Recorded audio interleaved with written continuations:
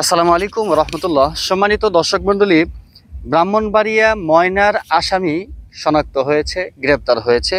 এটি আজকালের খবরে আমরা দেখতে পারতেছি যে এখানে লেখা রয়েছে ব্রাহ্মণবাড়িয়া ময়নার ঘটনার কেন্দ্র করে ময়নাকে যে বা যারা দুনিয়া থেকে বিদায় করে দিয়েছে তাদেরকে গ্রেপ্তার করেছে এবং সেই পত্রিকাতে ময়নার আসামির কথা উল্লেখ করা হয়েছে।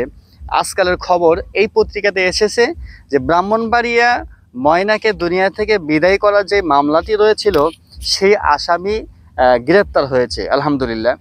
এখানে লেখা রয়েছে ব্রাহ্মণবাড়িয়ার বিজয়নগরে 12 বছরের ময়নাকে দুনিয়া থেকে বিদায় করেছে যে আসামি, যে নরপিশাচ, তার নাম হচ্ছে হোসেন মিয়া। অর্থাৎ হোসেন মিয়া এই ময়নাকে দুনিয়া থেকে বিদায় করে দিয়েছে অত্যন্ত নির্মমভাবে। হোসেন মিয়ার বয়স হলো 45 বছর। তাকে বিজ্ঞ প্রশাসন গ্রেপ্তার করেছেন মঙ্গলবার ভোরে ব্রাহ্মণবাড়িয়া পৌর এলাকার নয়নপুর এলাকা থেকে তাকে গ্রেপ্তার করেছে জানিয়েছেন পুলিশ। গ্রেপ্তার হোসেন মিয়া জেলার বিজয়নগর উপজেলার পত্তন ইউনিয়নের আটকাপাড়া গ্রামের রহমত আলীর ছেলে। মঙ্গলবার বিকেলে র্যাব 9-এর সিলেট ক্যাম্পের মিডিয়া অফিসার অতিরিক্ত পুলিশ সুপারকে এম শহীদুল ইসলাম সোহাগ স্বাক্ষরিত এক প্রেস বিজ্ঞপ্তিতে এসব তথ্য জানানো হয়েছে।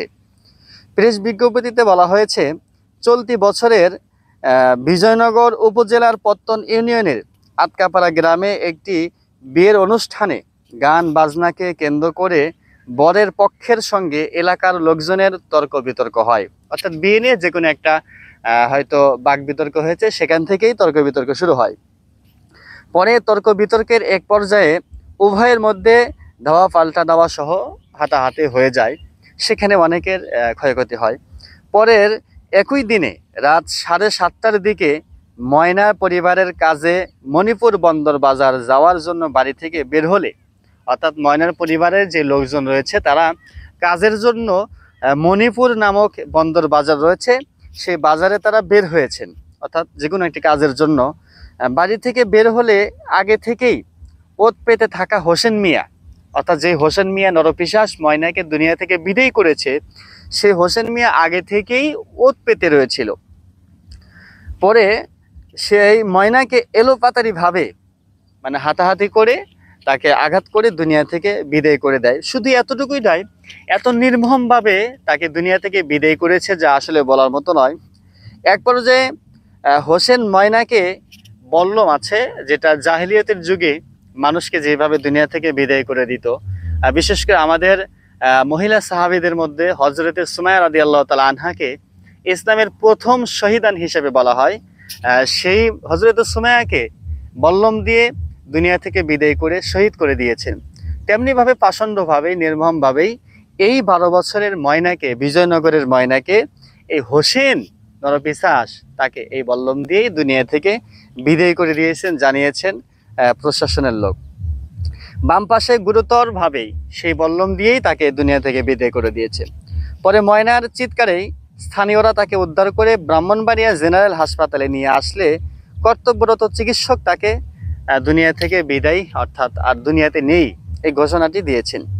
এই ঘটনার ময়নার মা বাদী হয়ে জেলার বিজয়নগর থানায় একটি মামলা দায়ের করেন।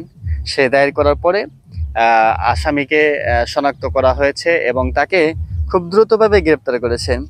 বিজ্ঞপ্তিতে আরও জানানো হয়, পরে র্যাব তদন্ত শুরু করে এবং গোয়েন্দা তৎপরতা জোরদার করে মঙ্গলবার ভোরে ব্রাহ্মণবাড়িয়া পৌর এলাকার নয়নপুর গ্রামে অভিযান চালিয়ে ময়নার সাথে এই ঘটনা যে ঘটিয়েছে সেই নরপিশাচ হোসেন আলী এজাহার নামীয় আসামি হোসেনকে গ্রেপ্তার করা হয়, তাকে বিজয়নগর থানায় হস্তান্তর করা হয়।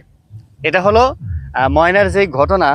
তাহলে দেখেন এত কষ্ট নির্মমভাবে ময়নাকে দুনিয়া থেকে বিদায় করে দিয়েছে, আর সেই আসামিকে প্রশাসন খুব দ্রুতই গ্রেপ্তার করেছে। তবে এখানে যেই ময়নার কথা বললাম, 12 বছরের ময়না, এই ময়না কিন্তু ব্রাহ্মণবাড়িয়া সরাইলের যেই 9 বছরের ময়না দুনিয়া থেকে বিদায় করে মসজিদের ছাদে রাখা হয়েছিল, সেই ময়না কিন্তু এই ময়না নয়। এই ময়না বিজয়নগরের ময়না।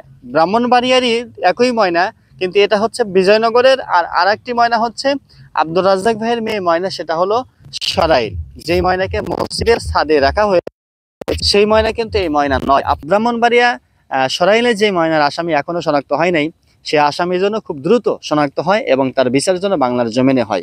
সকল ভালো থাকবেন। আসসালামু আলাইকুম।